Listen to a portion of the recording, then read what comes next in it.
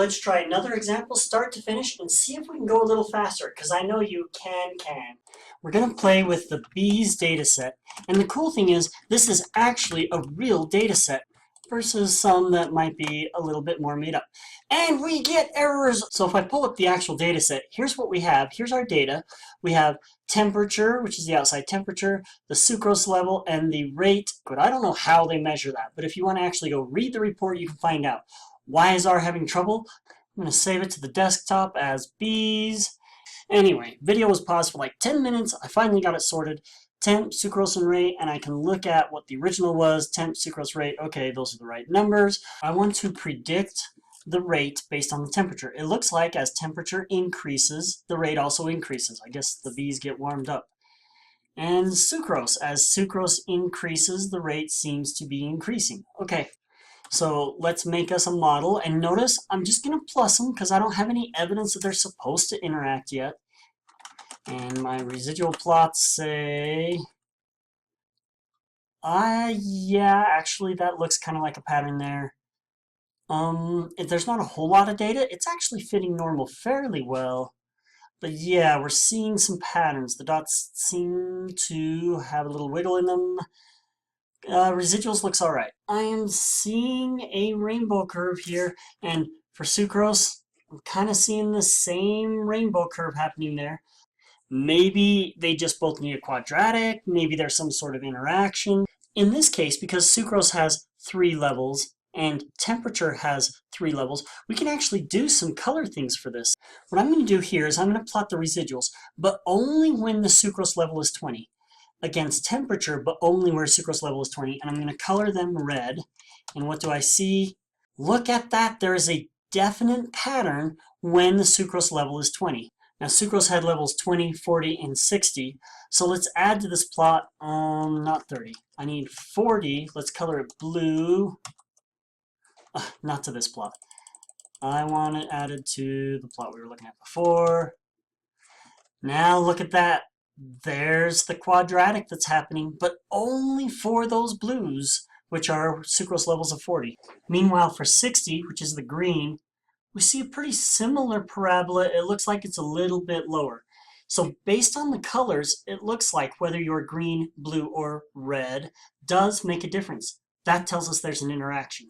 Now, had you chosen to go the other way, you would have seen the same pattern looking at sucrose and coloring the dots differently based off the temperature level. There's the low temperature, the medium temperature, and the high temperature. So either way, you should notice that looking at the colors does matter. If these colors were just randomly spread, that would not tell us there's an interaction. So lots of ways for you to spot that there is some interaction going on here. So I want to put temperature times sucrose, but there also seemed to be a quadratic. But I don't know whether only temperature needs to be squared in the interaction, or maybe it's sucrose that needs to be squared for the interaction.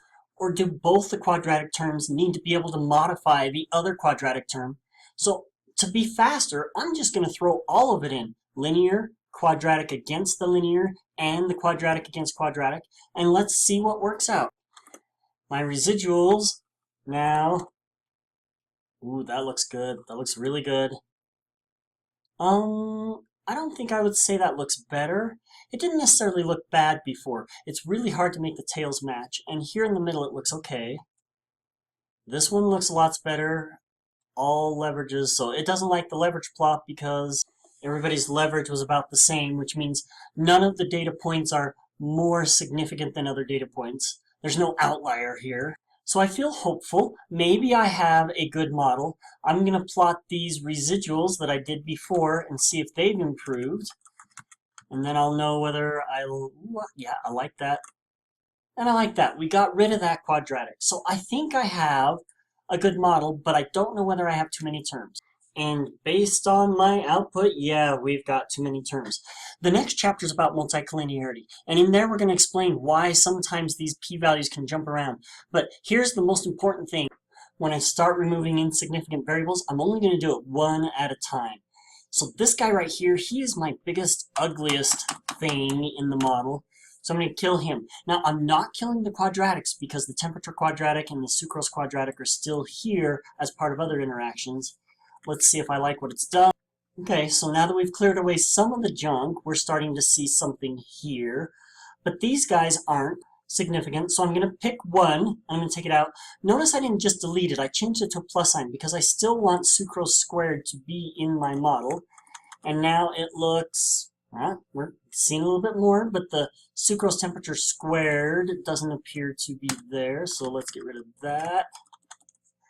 And boom, everything now is significant. So as far as interactions, the only interaction was a linear form, but there were quadratics on both temperature and sucrose.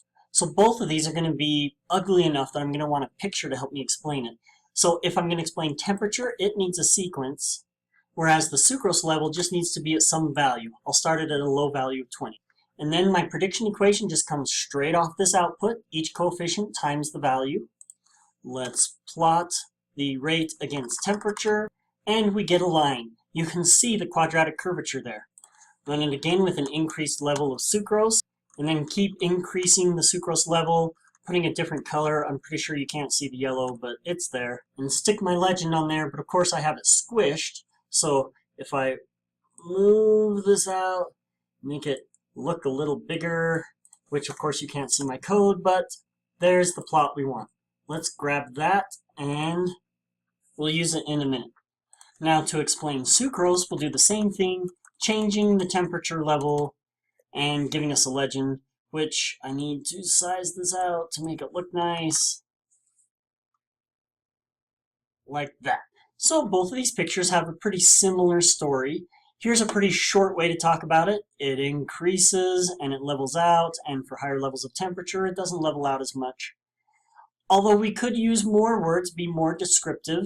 So here we talk about for sucrose level of 20, it levels out in the 35 to 40 degree range, whereas sucrose level of 60, it climbs steadily and only slightly levels out a little bit as you get up near 40.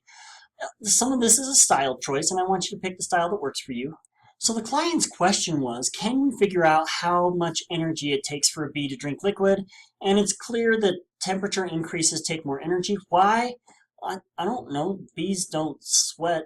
I don't really know how a bee cools off. And if that was hard to explain, explaining why there's more sugar requires more energy, I really don't know. But just having a sentence in there, it tastes good, and so the bee drinks harder. It shows that you're trying to think about what the science actually means. And trying to think about that interaction is kind of a big deal. So the energy jumps up to the highest level when there's more heat and more sugar, because sugar increases body heat. I totally just made that up. But I'm proving to the teacher that I've thought about it. I'm also proving to the client that I'm thinking about the implications. And sometimes you can catch yourself from doing dumb things this way. So this was real data. It really does take bees' energy like this. Let's look at another one which also uses real data with fabric.